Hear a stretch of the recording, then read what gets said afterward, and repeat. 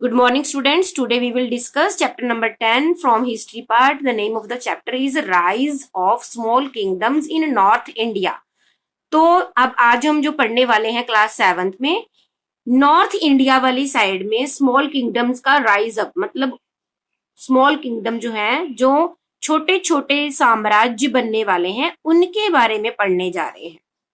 इससे पहले हमने क्या पढ़ा था? जब आप 6 क्लास में थे तब हमने क्या पढ़ा था? लास्ट जब आपकी एशियंट हिस्ट्री चल रही थी, हर्षवर्धन काल को हमने लास्ट में पढ़ा था, अगर आपको याद होगा तो। हर्ष ने पूरे भारत पर अपना आधिपत्य किया था, अपना अधिकार किया था, इस एरिया को उसने कवर अप कर लिया था। लेकिन उसकी डेथ के बाद उसके जो सक्सेसर हुए हैं, जो उसके अधिकारी हुए, उत्तराधिकारी हुए हैं, उनसे पूरा इंडिया, इतने बड़े इंडिया कंट्रोल करना उनके लिए मुश्किल हो पा रहा था। और उनकी इसी कमजोरी की वजह से इंडिया में छोटे छोटे साम्राज्य जो थे वो उठने शुरू हो गए और उन्होंने अपना साम्राज्य इंडिया में कायम कर लिया। तो ये इंडिया का मैप है जो आज आप इसी इंडिया में रह रहे हो। जरा बिल्कुल ध्यान दो। We are living in this same boundary of India, but in the previous time during medieval time, the area of India was so vast rather than present. आज के हिसाब से जो पुराना इंडिया है उसका जो एरिया बहुत ही बड़ा था। उसमें ये जो आपका बांग्लादेश है वो भी इंडिया में ही इंक्लूडेड था, साथ में यहाँ पे जो पाकिस्तान का एरिया आता है वो भी इंडिया में ही इंक्लूडेड था। इस इंडिया के मैप में आपके सामने 3 अलग अलग डायनेस्टीज, 3 अलग अलग साम्राज्य शो हो रहे हैं। इनमें से पहला जो है यहाँ पे प्रतिहाराज आ रहा है। प्रतिहारा के साथ ही चौहान राज्य हैं जो राजपूत शासकों के हैं, राष्ट्रकूटाज हैं, ठीक है, और इसके अलावा पालाज हैं। तो इनकी सिचुएशन के अकॉर्डिंग अगर हम देखें तो जो पालाज हैं they are situated in the eastern part of India, Rashtrakutas are in north west, north south के बिल्कुल सेंटर वाला पार्ट है राष्ट्रकूट का, और ये western part of India for Pratiharas and Chauhans. तो आज हम पढ़ने वाले हैं small kingdom, rise of small kingdom के भारत में ये कैसे हुए। आइए शुरू करते हैं। Harshvardhan was the last great ruler of ancient India. Harshvardhan जो था वो भारत का आखिरी महान राजा था। आखिरी महान राजा पता किसे कहते हैं? महान राजा मतलब कि एक तो वो अपने आचरण से बहुत बढ़िया था, दूसरा उसने बहुत बड़े साम्राज्य के ऊपर राज किया, बहुत बड़े एरिया के ऊपर राज किया, इसलिए वो ग्रेट रूलर था, बहुत बड़ा राजा। After his death the whole empire disintegrated का मीनिंग आप लिख लो, विघटित हो जाना, टूट जाना, खंडित हो जाना। Disintegrated into many small kingdoms. उसकी डेथ के बाद जो पूरा भारत था वो छोटे छोटे साम्राज्यों में बट गया।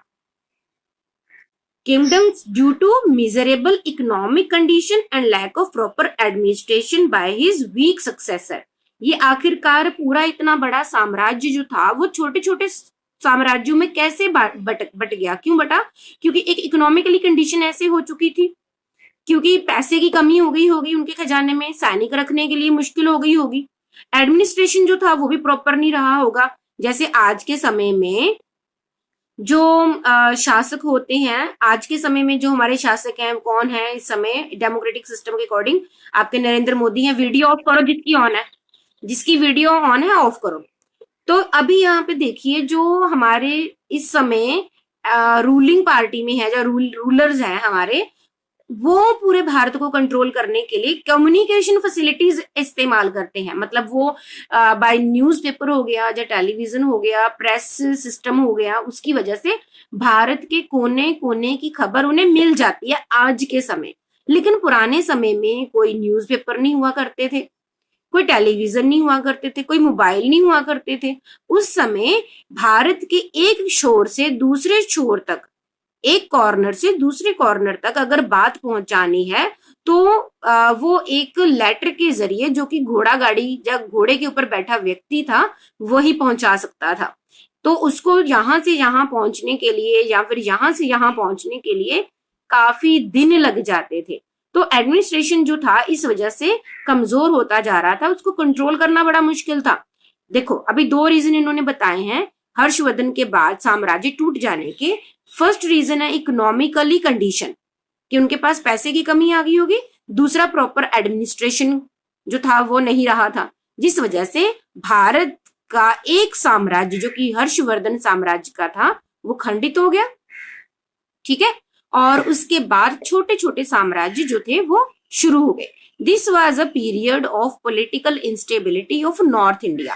तो ये हम देख सकते हैं कि ये वो समय था जब पॉलिटिकली भारत जो था राजनीतिक तौर पर इनस्टेबल था, मतलब स्टेबल नहीं था। 3 powerful kingdoms arose between 750 common era to 1000 common era out of the ruins of हर्षा's empire। अब वो कह रहे हैं कि हर्षवर्धन के एम्पायर के खत्म होने के बाद 750 से लेके 1000 के बीच में, 1000 कॉमन इरा के बीच में 3 बड़े पावरफुल राज्य आते हैं हमारे सामने, प्रतिहाराज, राष्ट्रकूटाज एंड पालाज। 3 बड़े साम्राज्य, मतलब ये बहुत बड़े एरिया पे राज करेंगे, अपने एरिया में तो काफी समय तक राज करेंगे। और यहाँ पर जो कुछ राजा होंगे वो बहुत ही बढ़िया होंगे, मतलब वो अपने साम्राज्य का अच्छे से एडमिनिस्ट्रेशन करना जानते होंगे। इसीलिए इस एज को हम एज ऑफ 3 एम्पायर भी बोलते हैं। अब बात हो रही है राष्ट्रकूटास के बारे में। इनके बारे में हम आगे डिटेल से पढ़ेंगे, लेकिन अभी शॉर्टली पढ़ने वाले हैं। Rashtrakutas took over the control in northern part of Deccan. अभी दक्खन देखो, हम भारत को ट्रॉपिक ऑफ कैंसर से कर्क रेखा से 2 बराबर हिस्सों में बांट दिया। ठीक है, ये हमारा नॉर्दर्न पार्ट ऑफ इंडिया है, this is the southern part of India. तो ये टोटल आपका यहां से लेके यहां तक साउदर्न पार्ट ऑफ इंडिया हम बोलेंगे। अब इस साउदर्न पार्ट को हम 2 हिस्सों में बांट देते हैं, इक्वल हाफ्स में। ठीक है, इस साउदर्न पार्ट को हमने 2 हिस्सों में बांट दिया, तो ये हो गया हमारा नॉर्थ साउथ पार्ट और ये हो गया हमारा साउदर्न पार्ट। ठीक है, तो ये साउथ पार्ट जो हमारा पूरा साउदर्न पार्ट था, ये हमारा पूरा भारत का नॉर्थ साइड है। ठीक है, ये हमारे भारत की साउथ साइड है। तो बीच में हमने कर्क रेखा हमने बना के ट्रॉपिक ऑफ कैंसर बना के भारत को 2 हिस्सों में बांटा है, north India and south India. अब साउथ इंडिया को फिर हमने एक लाइन लगा के 2 हिस्सों में बांट दिया, तो ये हमने साउथ इंडिया के 2 हिस्से बना के हमने बना दिया इसको north south India and south south India, आप इसको समझ लो। ठीक है, जब वेस्ट साउथ इंडिया आप इसको समझ लो। तो राष्ट्रकूट किस एरिया में आते हैं, नॉर्थ साउथ इंडिया वाली साइड में। यहाँ पे देखो क्या लिखा है, Rashtrakutas took over the control in northern part of Deccan. South को हम हिंदी में दक्खन बोलते हैं, इंग्लिश में ये दक्खन ही वर्ड यूज करेंगे, डेक्कन। साउथ को northern part of Deccan, Deccan का ये नॉर्थ पार्ट था। राष्ट्रकूट जो हमने पढ़े हैं, पाला इन द ईस्टर्न इंडिया, ये पाला साम्राज्य है, इसमें बंगाल बिहार का एरिया आता है। ठीक है, और आगे देखो प्रतिहारास, ये प्रतिहारास है। ठीक है, साउदर्न राजस्थान एंड गुजरात, ये गुजरात का एरिया है।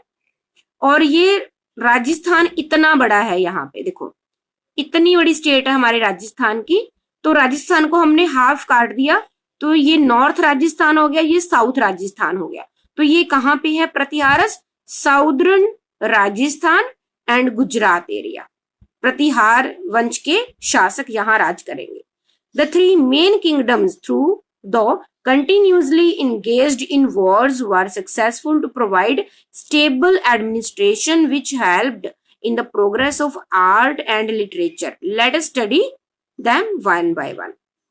अब ये तीनों शासक हैं, तीनों एरिया डायनेस्टीज के जो शासक हैं, डायनेस्टी क्या होता है, राजवंश। राजवंश राजा का वंश, जैसे मेरा एक सरनेम है, आप सभी का एक सरनेम होगा, जैसे कि आलूवालिया, रामगढ़िया, ऐसे करके। तो ये जो इनके सरनेम है, प्रतिहाराज, राष्ट्रकूटाज और ये पालाज, ये इनके सरनेम है। तो ये इन्हीं डायनेस्टी के जो राजा हैं आपस में भी युद्ध करेंगे ताकि ये अपने एरिया को और बढ़ा सके। ठीक है, तो आपस में युद्ध करते रहेंगे और अपने शासन को स्टेबिलिटी देंगे, मतलब इनके शासन के ऊपर कोई दूसरा राज नहीं कर सकता। तो आइए हम आगे पढ़ते हैं राष्ट्रकूटास के बारे में। The Rashtrakutas established the most powerful empire in the northern Deccan in 753 Common Era. वो कह रहे हैं राष्ट्रकूट जो है, ये राष्ट्रकूट की बात हो रही है, ये जो साम्राज्य है उसने ये एम्पायर कब स्थापित किया? 753 में। 753 जो डेट है तब यहाँ पे ये शुरू हुआ था। दे became the masters of a large area of present Gujarat, Madhya Pradesh, Bihar, Maharashtra and Karnataka. तो राष्ट्रकूटा की बात कर रहे हैं कि वो ये किस एरिया में ज्यादा फैले हैं। एक तो ये भारत का मध्य है, सेंटर पार्ट है भारत का, तो बन गया मध्य प्रदेश जो हमारी स्टेट है। गुजरात का एरिया ये कवर अप करेंगे, ठीक है। फिर इसके अलावा ये बिहार यहाँ पे है, वो एरिया कवर अप करेंगे। ये महाराष्ट्र वाली साइड है, वहां पर भी इसी का राज है। कर्नाटका यहाँ पे है तो वहां पे भी इसका राज है। तो इस मतलब ये हमारे भारत की ये वाली स्टेट्स को कवर अप करने वाले हैं, उस एरिया में अधिकार करके रखेंगे। Their empire acted as a bridge between north and south India. तो ये जो एम्पायर है ना, ये वाला एम्पायर वो नॉर्थ भारत और साउथ भारत में एक कॉन्टेक्ट के रूप में, जैसे ऐसे देखो कॉन्टेक्ट, पूरे भारत में ये कवर अप कर रहे हैं, पूरे भारत में कॉन्टेक्ट कर रहे हैं। अगर कोई बंदा प्रतिहाराज के पास जाना चाहता है तो उसको राष्ट्रकूट क्रॉस करके जाना पड़ेगा। कोई यहाँ का बंदा अगर वो भारत के नॉर्थ वाली साइड में जाना चाहता है तो राष्ट्रकूट एरिया को क्रॉस करके जाना पड़ेगा। तो यहाँ पे बात आ रही है कि ये एक ब्रिज का काम कर रहे हैं। यहां से वहां तक जाने के लिए उसको राष्ट्रकूट जो शासन एरिया है उसको क्रॉस करना पड़ेगा। तो ये हो गया भारत का नॉर्थ साउथ वाली साइड में ब्रिज। तो इस एरिया में जो महान राजा हुआ है उसका नाम है दंती दुर्ग। दंती दुर्ग आपने नाम याद करना है। Dantidurga was a famous king of Rashtrakuta dynasty. Dantidurga is considered to be the real founder of Rashtrakuta empire. तो इसको रियल फाउंडर मानती क्योंकि इसने काफी अच्छा काम किया होगा इसी वजह से। गोविंदा थर्ड एंड अमोघ वर्षा, यहाँ पे दो और राजाओं के नाम दिए हैं जो कि राष्ट्रकूट शासकों में से हैं। गोविंदा थर्ड एंड अमोघ वर्षा, इनका टाइम पीरियड बताया है कि ये दोनों ने शासन कब किया। 1814 कॉमन इरा से लेके 1880 के बीच में इन्होंने दोनों शासकों ने राज किया। Were well known Rashtrakutas king. तो अगर राष्ट्रकूट शासकों के नाम आपने याद करने हैं तो 3 नाम आ गए हमारे सामने, दंती दुर्ग, गोविंदा थर्ड, अमोघ वर्षा। 3 शासक हैं राष्ट्रकूट शासन के। Rashtrakutas were great warrior. Warrior होता है बहुत बड़े योद्धा थे, लड़ाकू थे। मतलब ये कि वो युद्ध से नहीं डरते थे, मरने से नहीं डरते थे। आर्ट लवर मतलब कि वो बहुत सारी कलाकृतियां बनवाई होंगी, बहुत सारी मूर्तियां बनवाई होंगी, स्टैचूज बनवाए होंगे, बहुत पेंटिंग करवाई होगी इन्होंने, ठीक है ना। स्कॉलर्स होते हैं अपने एरिया में, उन्होंने कई तरह के विद्वानों के लिए स्कूल खोले होंगे, विद्यालय खोले होंगे, शिक्षा स्थल जहां पे वो अपने पढ़ाई लिखाई कर सकते हैं। दे टुक अप टाइटल्स लाइक चक्रवर्ती। अब ये राजा जो हैं, जो दंती दुर्ग है, गोविंदा थर्ड है, अमोघ वर्षा है, अगर ये बहुत बड़े राजा हैं तो ये अपने नाम के सामने टाइटल लगाएंगे। कौन से टाइटल? चक्रवर्ती राजा गोविंदा थर्ड, ठीक है। या फिर महाराजा धीराज अमोघ वर्षा, ऐसे बोलेंगे, महाराजा धीराज अमोघ वर्षा। या फिर हम बोलेंगे परम भटारका महाराजा दंती दुर्ग, ऐसे करके। मतलब ये अपने नाम के आगे टाइटल्स लगाते थे अपने नाम को बढ़ाने के लिए, अपनी प्रसिद्धि को बढ़ाने के लिए। They maintained huge armies and encouraged trade for the prosperity of people. अब यहाँ पे बात आ रही है कि ये 2 बहुत बड़े काम करते हैं अपनी इनकम को बढ़ाने के लिए।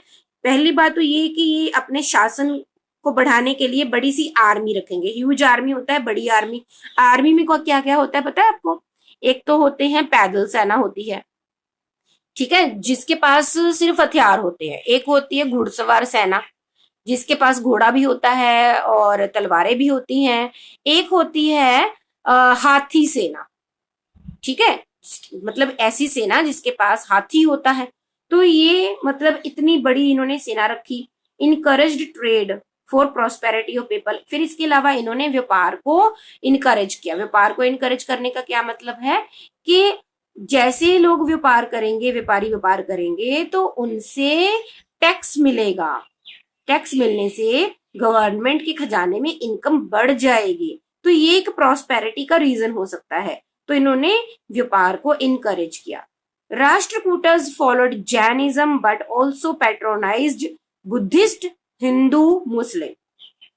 यहाँ पे बात हो रही है कि जो राष्ट्रकूट है वो जैनिज्म, जैन धर्म को मानने वाले थे। ये पुराने समय की बात है। उस समय भारत में बुद्ध धर्म, जैन धर्म काफी ऊंचाइयों पर था, उनकी प्रॉस्पेरिटी बहुत ज्यादा थी। जैन धर्म को मानने वाले ये शासक हैं, लेकिन बुद्धिस्ट जो बुद्धि हैं उनको भी शरण में रखे हुए हैं, उनको भी रिस्पेक्ट देते हैं। हिंदू तो थे ही, और मुस्लिम भी अभी इस समय आ चुके हैं। जैसे आप जरा बिल्कुल ध्यान दीजिए, 712 एडी में मोहम्मद बिन कासिम नाम के एक मुस्लिम हमलावर ने भारत में अटैक किया था। ठीक है, उसके बाद भारत में मुस्लिम्स आने भी शुरू हो गए थे। तो ये मुस्लिम्स भी यहाँ पे कुछ कुछ रहते होंगे, तब बहुत ज्यादा नहीं थे। Rashtrakutas ruler were great patrons of art. ये जो रूलर्स हैं वो आर्ट के बहुत ज्यादा अनुयायी रहे हैं। आर्ट मतलब ये देखिए, इलोरा केव्स। इलोरा केव्स मतलब ये ऐसी गुफाएं हैं जो कि पत्थर से बनी है। मतलब ये समझ लो कि एक बहुत बड़ा पत्थर होगा, उस पत्थर को तराश तराश के उसकी ये ही मूर्तियां बना दी। ठीक है, उनमें कोई जोड़ नहीं है, पत्थर से ही सारे जुड़े हुए हैं आपस में। ये पत्थर को तराश के यहाँ पे पौड़ियां बना दी, पत्थर को तराश के यहाँ पे डिजाइन बना दिए। ये बाहर वाला साइड है, अंदर वाली साइड में बहुत सारी मूर्तियां बनाई हैं। वो एक ही पत्थर से सारा कुछ बनाई जा रहा है। ठीक है, तो ये पता है अगर एक घर भी बनाना हो तो कितना खर्चा करना पड़ता है। तो यहाँ पर कितना जो भी खर्चा आता होगा, जो आर्टिस्ट लगे होते होंगे उनका आने वाला खर्चा सारा ये राष्ट्रकूट ये के जो राजा थे वो उठाते थे। तो ये इसका मतलब ये हमारे सामने एक तरह की एग्जाम्पल हो गई कि ये लोग जो थे वो आर्ट को बहुत पसंद करते थे। Their rules are the flourishing of regional literature. इसके अलावा उन्होंने जो रीजनल लिटरेचर होता है, जो आम भाषा में लोगों ने साहित्य लिखा। आम भाषा में, जैसे पंजाब की जो रीजनल लैंग्वेज है वो तो पंजाबी है, तो पंजाब में जो राइटर्स हैं वो पंजाबी में लिखेंगे। ठीक है, जो बिहार के राइटर्स हैं वो पाली लैंग्वेज में लिखेंगे। तो राष्ट्रकूटा में जो राइटर्स होंगे तो वो वहां की रीजनल लैंग्वेज, कन्नड़, मलयालम, तेलुगु, तेलम, जो उनकी रीजनल लैंग्वेज है उसमें लिखेंगे, बहुत सारा कुछ लिखेंगे। तो उनको आगे प्रोत्साहित किया इन्होंने राष्ट्रकूट राजाओं ने। Rock cut temple of Ellora, यहाँ पे इलोरा का जो रॉक कट टेम्पल है, मतलब ये टेम्पल शो हो रहा है, belonging to Hindu, Buddhist and Jain sect are the proof of the religious tolerance of Rashtrakuta. वो ये कह रहे हैं कि ये जो इलोरा केव्स है ना, इसमें ना सिर्फ हिंदू बल्कि बुद्ध और तीसरा जैन धर्म की बहुत सारी मूर्तियां बनाई हुई हैं इस टेम्पल में। ऐसा करने से क्या शो होता है? ऐसा करने से शो होता है कि वहां तब उस समय जो राजा थे वो रिलीजियस टॉलरेंस की नीति पर चलते थे। धार्मिक तौर पर वो सहनशील थे। सहनशील होता है कि ऐसे नहीं है कि मैं इस धर्म का हूं, मैं हिंदू धर्म का हूं तो मैं दूसरे धर्म के लोगों को रिस्पेक्ट नहीं दूंगा, उनको मैं मार दूंगा, जबरदस्ती उनको हिंदू धर्म में लेके आऊंगा। ऐसा कुछ नहीं था। हर कोई किसी भी धर्म को मान सकता था, उसमें राइटिंग्स को लिख सकता था, लिटरेचर लिख सकता था, और उसको पूरी मतलब हेल्प होती थी गवर्नमेंट की तरफ से। ठीक है ना, उसको मारा नहीं जाता था, उसके ऊपर अत्याचार नहीं किए जाते थे। तो इसको रिलीजियस टॉलरेंस की पॉलिसी बोलते हैं। ठीक है, आगे देखो, king Amoghavarsha himself was a great lover of Sanskrit. King Amoghavarsha जो था, जो अमोघ वर्षा जो राजा था, वो संस्कृत भाषा को बहुत पसंद करता था। तो देखिए, ही रोट कविराग मार्गा, तो ये उसने खुद लिखा है। One of the earliest work in Kannada poetry. तो उसने ये जो कविराग मार्गा लिखा है, कन्नड़ पोएट्री, कन्नड़ भाषा जो है उसका एक प्रूफ है।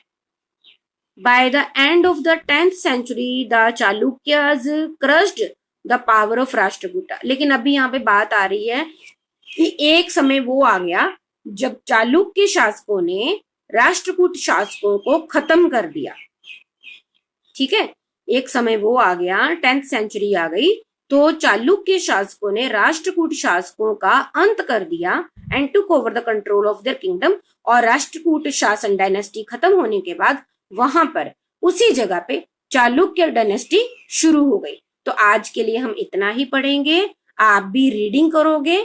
साथ में एक और बात बता दूं, आज हमारी 18 हो गई है, आज मंगलवार है, फ्राइडे मैंने आपका टेस्ट लेना है, रिटन टेस्ट होगा आपका फ्राइडे। तो वो चैप्टर कौन सा है आपका? चैप्टर नंबर 9 होगा। चैप्टर नंबर 9 के ये 5 क्वेश्चन है और साथ में ये वाले, इनका टेस्ट होने वाला है। ठीक है।